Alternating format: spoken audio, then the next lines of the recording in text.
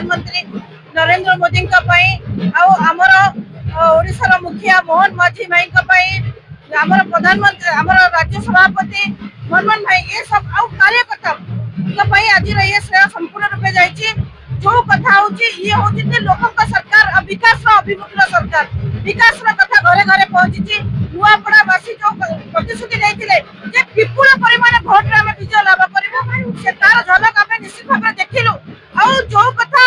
विरोध में प्रचार कराउला ईवीएम कथा कहतु अन्य कथा कहतु ये सब कथा को बात दे नुआपड़ावासी आज देखई देइचंती जे निश्चित भाव में विकास जुआड़ को जीव नुआपड़ावासी विकास जोटी घटिब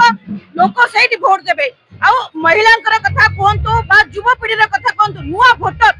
भोटर निश्चित भाव में उत्साहित थे निश्चित भाव में आम बीजेपी सपक्ष ही भोट देवु और जय ढोलकिया को निश्चित भाव में विपुल परिमाण भोट जययुक्त करके विधानसभा पठेबू आ जो कथा को आमर यशस्वी मुख्यमंत्री कहते से कथा को लोक मैंने काम